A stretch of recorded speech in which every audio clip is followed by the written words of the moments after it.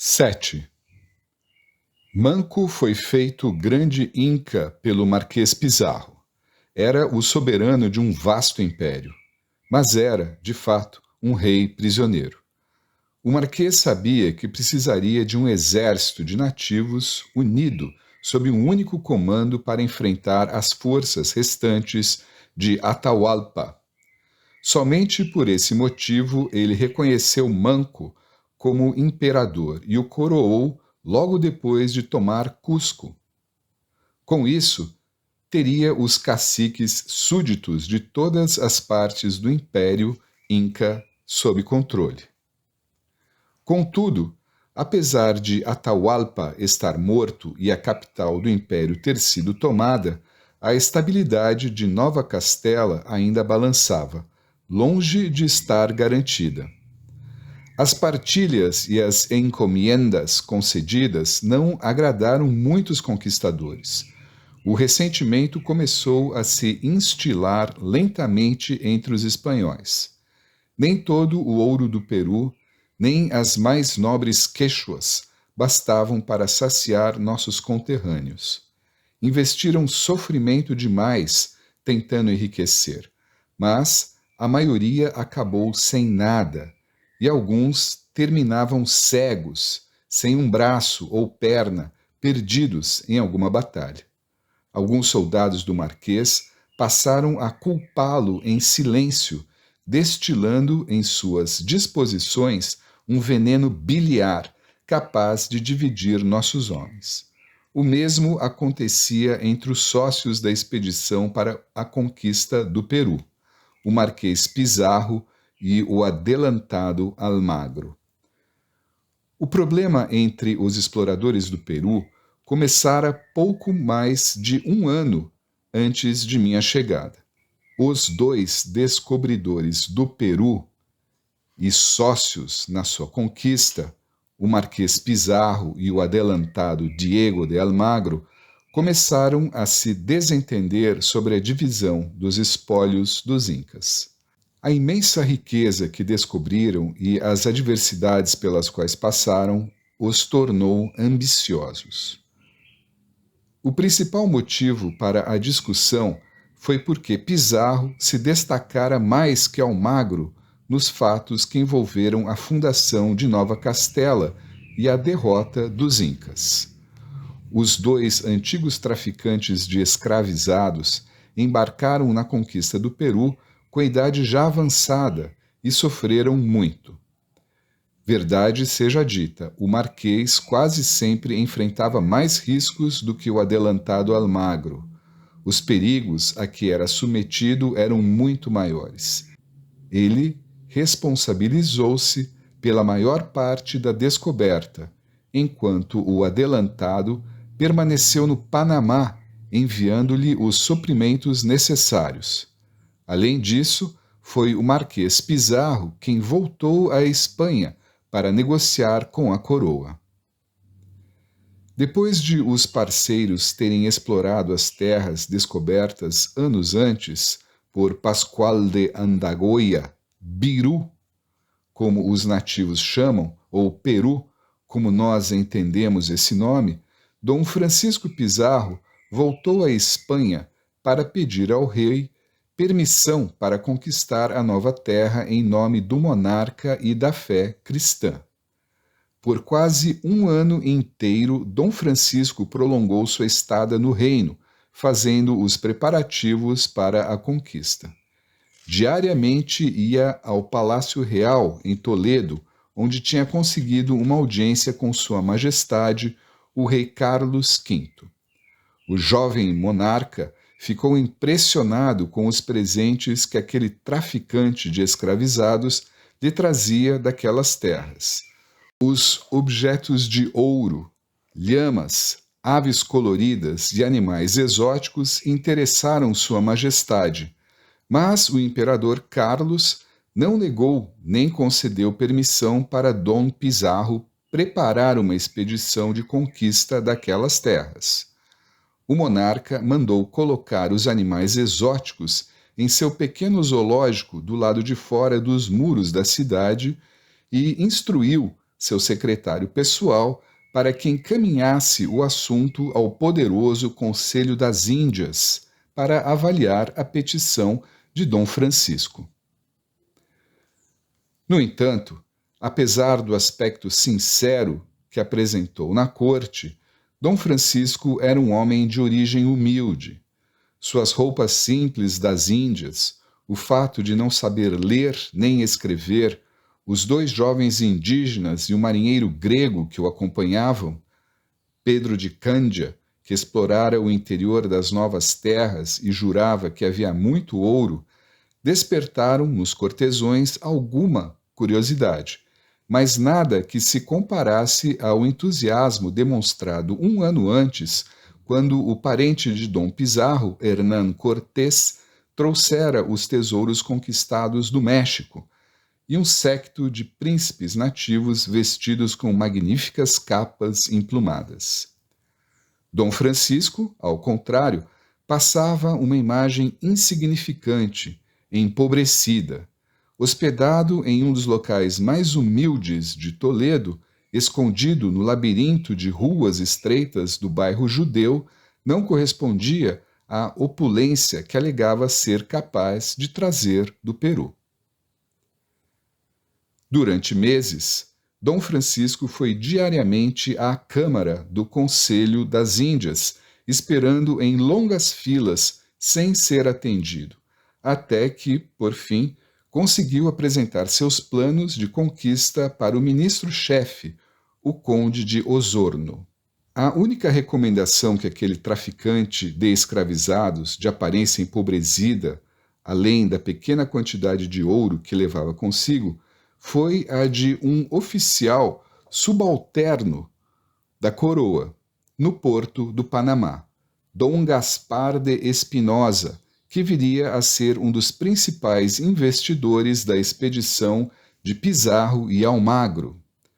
Os papéis de Espinosa podem ter ajudado a confirmar as realizações de Dom Francisco, porém, tenho comigo que foram as palavras simples do explorador e a crença sincera e despretensiosa em sua capacidade de realizar um trabalho de tanto vulto que convenceram o conde de Osorno.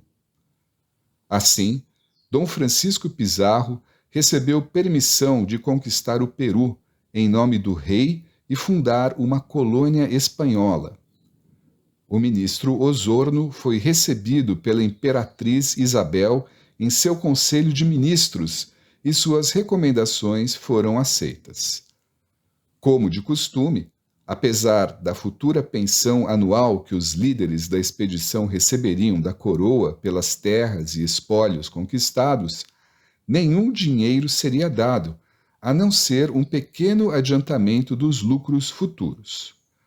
Dom Pizarro foi sagrado cavaleiro de Santiago e a imperatriz promulgou um decreto, a Capitulación de Conquista, estipulando que os territórios conquistados deveriam chamar-se Nova Castela e que Dom Pizarro deveria ser seu governador e capitão-geral. Seu sócio, Diego de Almagro, que ficara no Panamá, recebeu o governo de Tumbes, por ele fundada, e o título de fidalgo. O terceiro sócio de Pizarro e de Almagro, o padre mercador Alonso de Luque, recebeu o bispado da futura colônia. Como era de se esperar, Diego de Almagro ressentiu-se com o acordo. Achou que tinha sido ludibriado. O rompimento entre os conquistadores do Peru começou quando o recém-nomeado governador Francisco Pizarro voltou às Índias e encontrou-se com o agora adelantado Diego de Almagro, no porto de Nombre de Dios. Ao saber que Sua Majestade nomeara Dom Francisco comandante da expedição, disse-lhe que o dinheiro e as provisões que conseguira durante o tempo que passou na Espanha eram agora dele, de Almagro. O padre Luque também não gostou de ter recebido um bispado futuro. Os dois parceiros que ajudaram a pagar a viagem de Dom Pizarro à Espanha, para que ele garantisse na corte uma participação igual nas honras e privilégios por suas descobertas, sentiram-se logrados e abandonaram o antigo sócio, que prosseguiu sozinho. Mas Dom Pizarro conseguiu que outros investidores do Panamá financiassem sua expedição. Só então Almagro e Luque voltaram a oferecer ajuda ao governador. Não queriam perder a oportunidade de participar do butim. Mas os ânimos entre Dom Pizarro e Dom Almagro nunca mais seriam bons. A situação azedou ainda mais porque Almagro, que tinha levado 100 homens para explorar o norte do império, não estava presente durante a tomada de Cajamarca. Por isso, ele recebeu apenas uma pequena parcela do tesouro de Atahualpa. Quando estava com seus homens ao norte dos Andes, o rei Carlos resolveu que outro reino deveria ser fundado, ao sul de Nova Castela, nomeando Dom Diego Almagro governador do território a ser conquistado. A nova província seria chamada de Nova Toledo. A nomeação já havia sido estabelecida na corte pelos amigos de Almagro, embora o decreto real não tivesse chegado até ele e ainda não fosse, portanto, oficial. Mas Almagro aproveitou para conseguir aquilo que julgava ser seu por direito e afirmou que Cusco fazia parte de Nova Toledo. Assim, acompanhado por um exército de 500 espanhóis, foi a Cusco reivindicar o governo da cidade. A presença de uma força tão grande enfureceu os encomendeiros e os colonizadores da cidade, que totalizavam pouco menos de 100 homens. Muitos dos veteranos que acompanharam o Marquês Pizarro até Cusco achavam que, sob Almagro, suas encomendas não seriam honradas. O Marquês, que tinha retornado à Cidade dos Reis depois da conquista de Cusco, foi tremendamente habilidoso quando soube que Almagro reivindicara o governo da capital inca. Imediatamente, enviou um mensageiro a Cusco, tentando ganhar tempo. Pedia que Almagro esperasse até que uma confirmação fosse obtida da Espanha. Nada, porém, foi capaz de dissuadir Almagro do que ele acreditava ser sua parte de direito nos espólios da conquista inca. Ele não somente enviara reforços a Pizarro em Cajamarca, que, na opinião de muitos de seus veteranos, evitara seu massacre, mas também ajudara a destruir a última resistência inca no norte dos Andes. O rancor que sentia por Dom Pizarro aumentava sua sede de vingança. O Marquês lhe roubara o direito de um governo duplo. Lembrava-se de todos os anos que passaram juntos explorando o litoral norte do Pacífico em busca do reino Inca, que resultou na perda de um olho de Almagro, o que não o deixava esquecer de tudo o que aceitara submeter-se. À frente de seu exército de cavalaria, composto por soldados de base e milhares de guerreiros indígenas, Almagro entrou em Cusco e se apossou da cidade, nomeando-a capital de Nova Toledo, o reino que iria governar em nome do rei. Imbuído de força e orgulho, comandou o exército até a grande praça central de Cusco. Os brados de Almagro e Nova Toledo ressoavam por entre suas construções. Era uma humilhante demonstração de sua superioridade sobre o pequeno número de veteranos do Marquês que em silêncio observavam amedrontados. Atrás das janelas de seus palácios, os soldados bêbados, empobrecidos e cansados da batalha, alguns deles desfigurados por sua terrível passagem pelas montanhas do norte dos Andes. Dom Hernando de Soto, que o Marquês havia deixado encarregado de Cusco, não teve escolha a não ser aceitar Almagro como governador. Mas Juan e Gonzalo Pizarro recusaram-se a reconhecer a autoridade do antigo sócio de seu irmão. Eles começaram uma campanha contra Almagro, ofendendo a ele e a seus capitães em todas as oportunidades que se apresentavam. As notícias de que Cusco se encontrava em um possível estado de guerra civil, com os seguidores de Almagro fortificando a parte norte da cidade, próxima ao palácio de Colcampata, e os veteranos de Cajamarca aquartelando-se na Praça das Armas da cidade, logo chegaram até o Marquês. Com a determinação e a resistência física características, ele partiu sem demora na dura jornada pela Cordilheira Central dos Andes até Cusco, em viagem que terminou em menos de uma semana a cavalo e ajudado por carregadores indígenas quando os animais estavam cansados demais para prosseguir. Quando finalmente chegou, descobriu que Almagro decidira tomar conta do jovem imperador Inca e presenteá-lo com o palácio de Colcampata, que ganhara dele na distribuição dos prédios da cidade, e que Almagro, também a pedido de Manco, autorizara a morte de alguns de seus irmãos que suspeitava terem armado contra ele, pelo que recebera grande quantidade de ouro. A tarefa do Marquês não era nada invejável. Ele tinha que restaurar não apenas seu domínio sobre o imperador Inca, mas também separar as duas facções combatentes de conquistadores. Seu principal objetivo, no entanto, era o de evitar um confronto direto com Almagro e libertar a cidade de seu exército de saqueadores que estava destruindo e incendiando o que ele e seus homens não tinham incendiado ou destruído. O encontro entre os dois antigos sócios se deu logo depois que o Marquês chegou à cidade. Em lugar de enfrentá-lo, ele disse a Almagro que não era seu desejo questionar seu direito do governo da cidade, assim que recebesse a autoridade da coroa, caso recebesse, deixando claro qual seria sua jurisdição e se Cusco fazia parte ou não de suas fronteiras.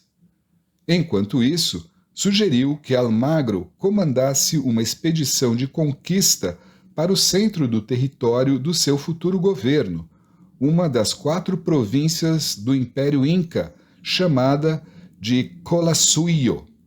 Lisonjeado pelo apoio oferecido por Pizarro em ouro e munições da Brigada e Tesouraria de Cusco, Almagro sucumbiu às palavras persuasivas de seu antigo parceiro. Ignorou o conselho de muitos dos veteranos que o acompanhavam, que insistiam para que ele mantivesse a reivindicação de Cusco por força das armas e que redistribuísse suas encomiendas, algo que ele percebeu ser capaz somente de aumentar ainda mais as divergências. A possibilidade de compartilhar de seus saques e futuras recompensas das encomiendas do Collasuyo e das terras chilenas inexploradas, que pareciam ser muito mais ricas do que qualquer outra região do Império Inca, foi o suficiente para convencer os veteranos a deixar a cidade. Assim, no fim de junho de 1535, o primeiro contingente de Almagro, sob o comando de Juan de Saavedra, deixou a cidade pela Estrada Inca do Sul até Collasuyo e partiu para a conquista do Chile. Manco concordou em providenciar 12.000 homens, entre guerreiros e carregadores liderados por seu irmão Paulu, para a expedição. Seguindo pela rota do sul do lago Titicaca, o exército de Almagro partiu para aquilo que se tornaria uma das conquistas mais sanguinárias e cruéis do Novo Mundo, uma marcha que testemunharia a morte da maioria dos indígenas auxiliares da expedição no cruzamento das geladas trilhas da Cordilheira do Sul.